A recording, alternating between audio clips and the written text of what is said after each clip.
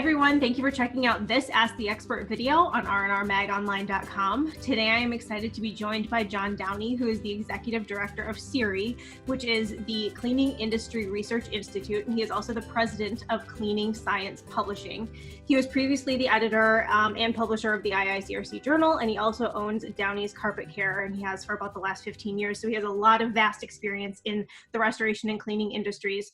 So I wanted to bring John in today to talk a little bit about CIRI and what their purpose and mission is in the industry, how they're helping companies with COVID cleaning, disinfection, those kinds of things. So John, I'm going to toss it right over to you and have you tell us a little bit about CIRI and its purpose and mission and all of that.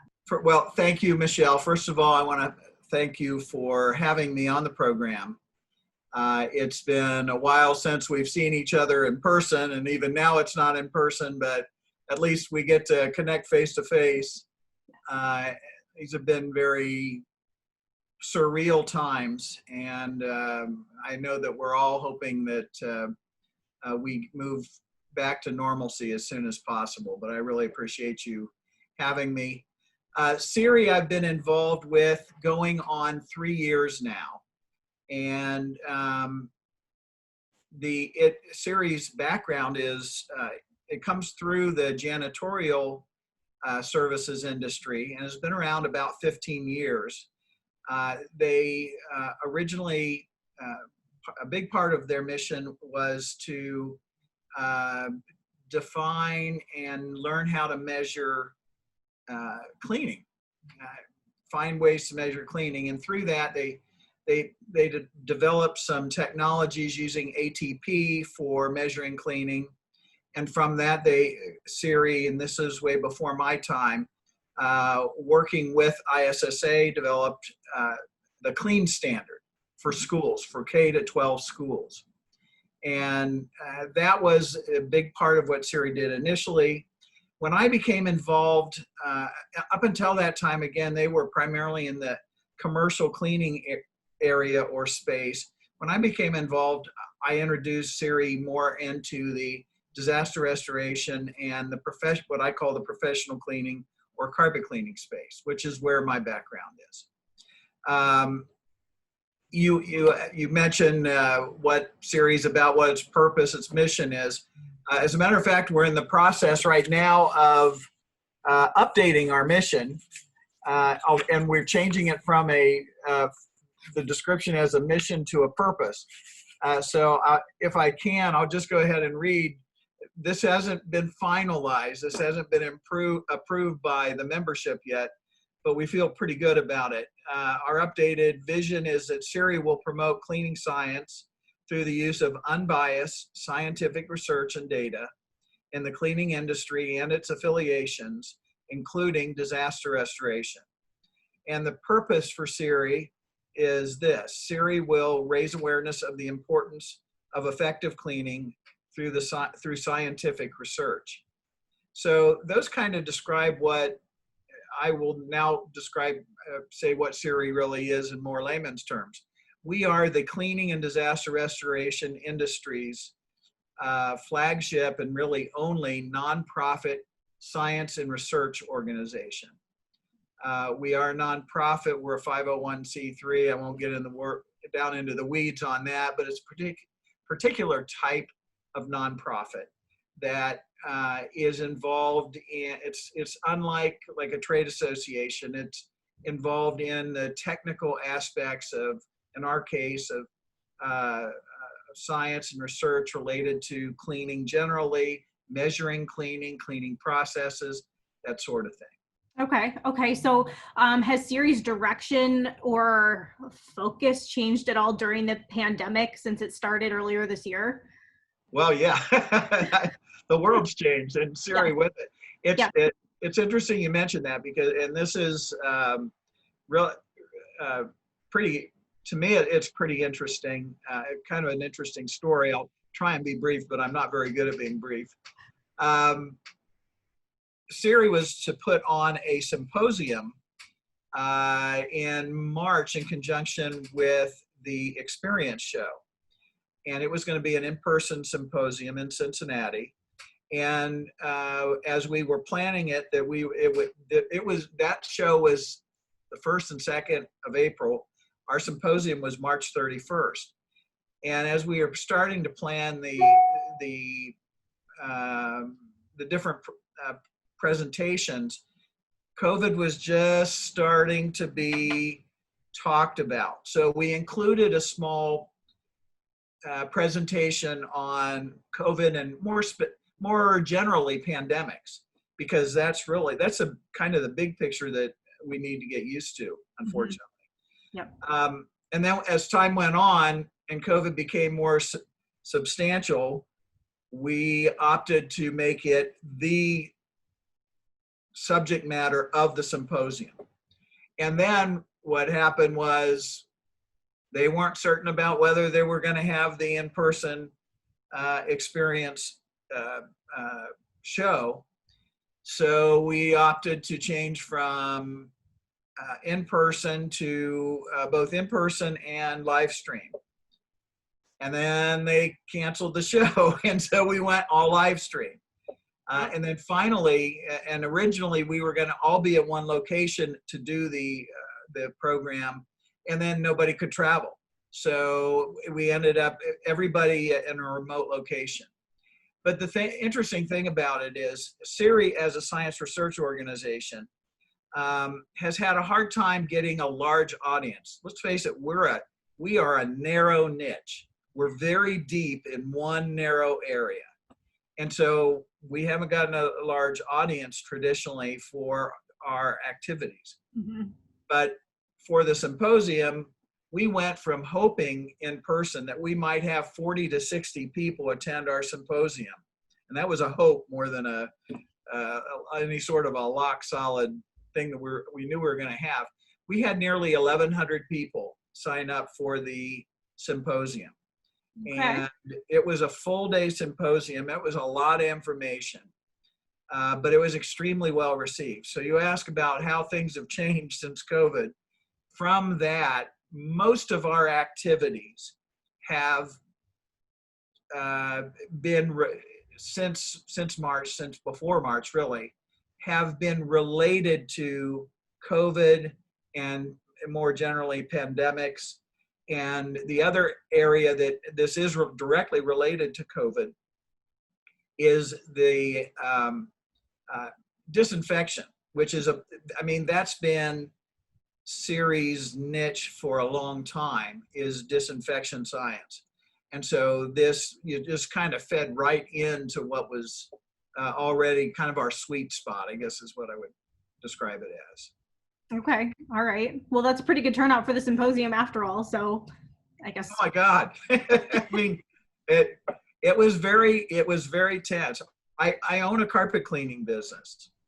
And in the same time that this was going on, my carpet cleaning business, and I'm sure your people who are watching this can relate, it was off by 90%. But I thank God it was, because the amount of time I had to put on, I was putting in 12 to 16-hour days for about a month in preparation for and then after the symposium. So, I mean, it actually was, I hate to say this in a way, I guess we're profiting by the misery of others, but it was very good for CIRI. And what it did do, and this is important, this is important all the way through for the industry and even more for the public, is it created an awareness of the importance of cleaning for health. And that's, that is what I see moving forward as kind of the big picture opportunity for the industry. As long as we don't blow it, as long as we don't cut corners and rather than doing, dotting the I's and crossing the T's, cutting corners, and then we could end up looking bad, looking like we're not really worthy of being called professionals. And that's been something that was important to me for a long, long time, is to help establish the industry as a professional industry. I think a lot of people would agree that we're at the point where a lot of the cleaning that's getting put into place are things that could have been put into place years ago on planes and hotels and schools and things like that. These are things that are great to have in place. So, okay, so I'm curious what trends you're seeing. We're recording this in early November of 2020. So I'm curious what trends you are seeing with the pandemic currently and kind of projections going forward, what restorers need to know moving forward from here. Well, honestly, other than what I think everybody can see right now, um, I'm not sure I have any particular insights that others don't. Obviously, things are getting worse again. Infection rates have spiked. And in fact, it's funny you mention it because we're doing a webinar that begins a week from today, the first webinar, and Greg Whiteley is going to talk about these trends. I'm, as much as you and as much as the people watching, I'm interested because Greg has been researching it and he will have some additional insights. But I mean, I think it is obvious that there is a weather relationship between the COVID virus and outbreaks. There's no doubt there is a second wave going on. The interesting and good thing, and this relates to our industry and it also relates to the more general, the healthcare industry, is that we're learning how to cope with COVID better. We're learning how to treat in terms of treating sickness. We've seen a huge spike in cases, but a relatively stable mortality rate. And that's huge. I mean, that's really big. And a lot of that has to do with the things that the medical profession has learned about treatment. And also, as it relates to us, the cleaning and restoration industry, what we've learned about how to properly clean, disinfect, protect people. A lot of it, a whole lot of it, most important stuff is preventative cleaning as opposed to, once you have an outbreak, the horse is largely out of the barn. So bringing them back is much more difficult than keeping things orderly but ahead of time. Yeah. So I know that I've heard a lot of restorers say when the pandemic first hit, their calls for cleaning and disinfection services skyrocketed. And now I think it's kind of leveled off or maybe tapered for a lot of companies where, entities are kind of figuring out ways to do it themselves, right or wrong, whatever, taking it back in-house.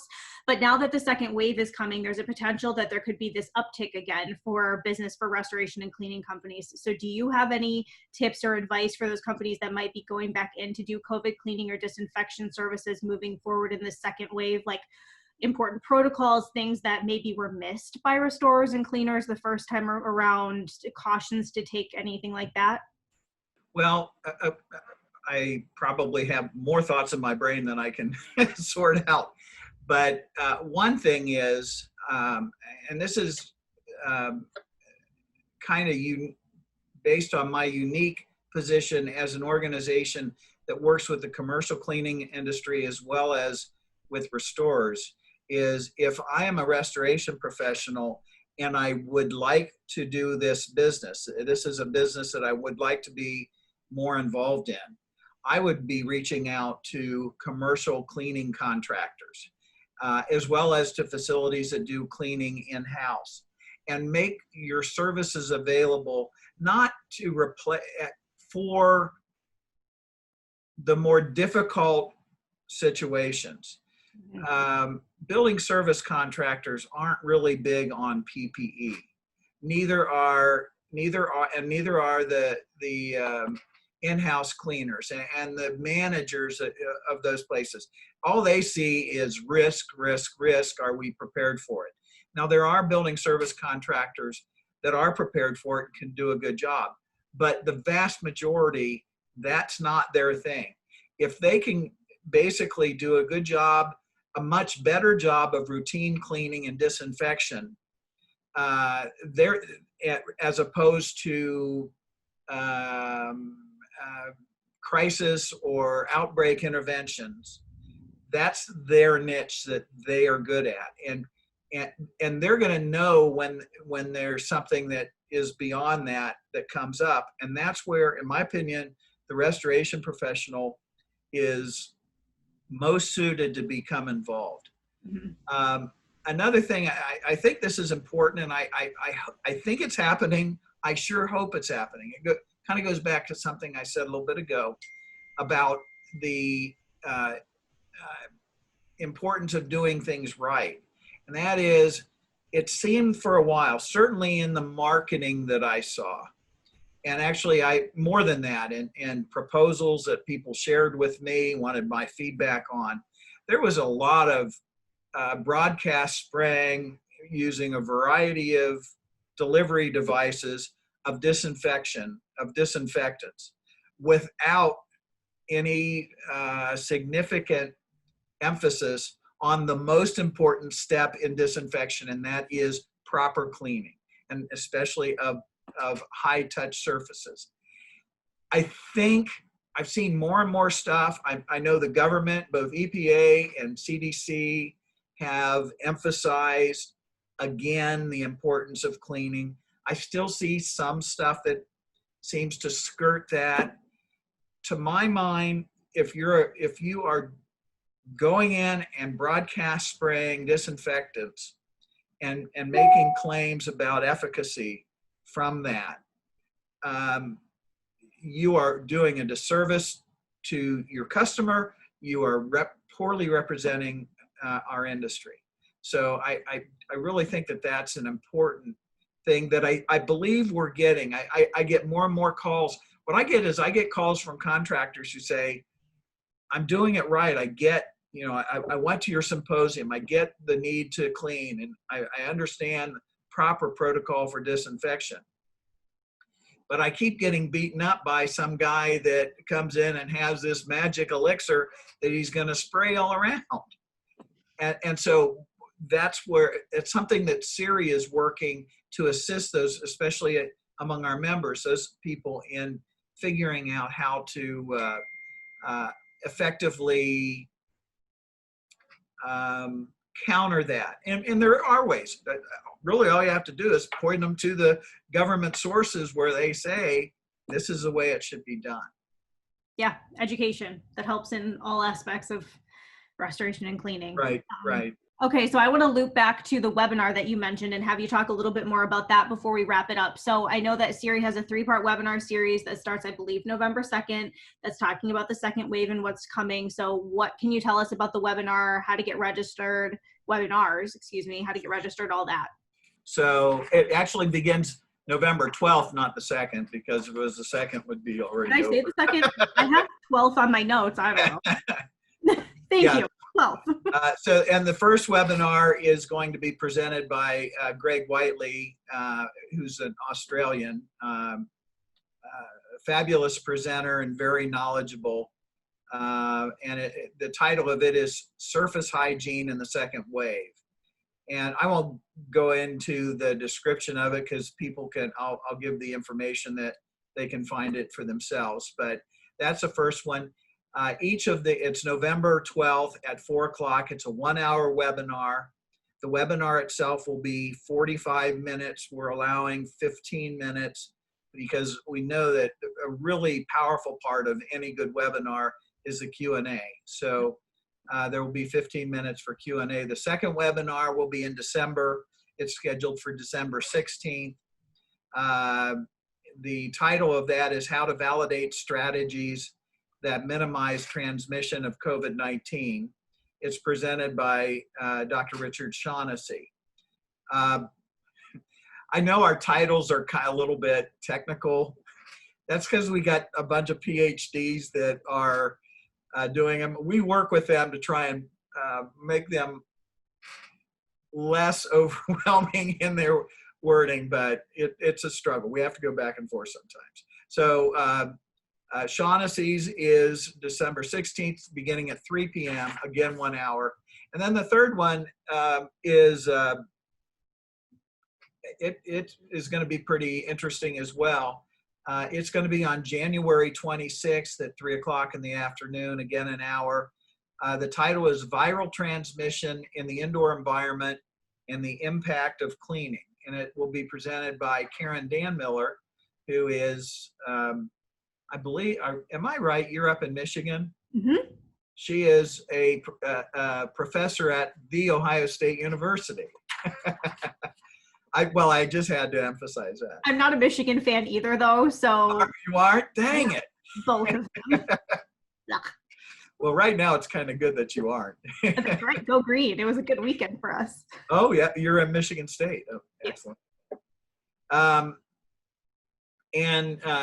Karen has done some very recent research on COVID and viruses on indoor surfaces, including some of it is specifically about carpet and cleaning. So she is actually at this point finishing up her research and then doing the preparation. I'm pretty excited about that. All three of the presenters are members of CERI's Science Advisory Council.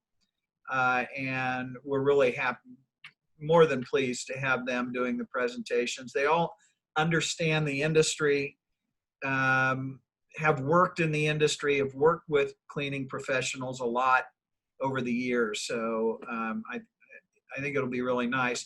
The simplest way for people to find the information on the webinar series is to go to CERI's website, which is CERI Science, CIRI science.org. And there is a link on the homepage that will take them to the webinar series with much more information on content, cost, and all that information. Perfect. Love it. All right. Before we wrap it up, anything else that you want to share before we get going? Funny you should ask. And I know I don't want to be too long, but I do. One other thing that CERI is working on for next year, 2021, it's kind of a big deal for CERI. We are the host of a Healthy Buildings Conference, which will be in Honolulu, Hawaii.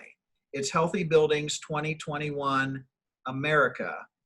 And we are the host organization. The Healthy Buildings conferences are put on by the ISIAC, the International Society of Indoor Air Quality and Climate. ISIAC is largely an academic research organization. And what's kind of big and kind of important about this conference is that the whole point to it is to connect research with practice. And to make that, because most people in the cleaning and disaster restoration industry do not realize how much research is being done in areas that affect what they do. And most people that are doing the research hardly know our industry exists. So, there is a core group of people involved in ISIAC and in CERI who've recognized this for a long time. And so that is where, this conference is going to be building bridges between research and practice. And so I'm very excited about it. I'm also excited, and God willing, we're going to go to Hawaii, that we will be open. It's in August. Right. And we do have, if necessary, and I pray it will not be necessary, we have a fallback date that would be in November. We are pretty determined that we will have a conference that is available on site. Okay, I love it. All right, John, this is all great information. Thank you so much for joining me. I appreciate it. For those watching, be sure to go to CERIScience.org, CIRI science.org. You can also find more on our website, rnrmagonline.com. You can search for CERI at the top, or some of their latest press releases might be in our news section right there. So, John, thank you so much. I hope you have a great rest of your day. Stay healthy. Thank you, Michelle. You too. And again, thank you so much. Take care. Thank you.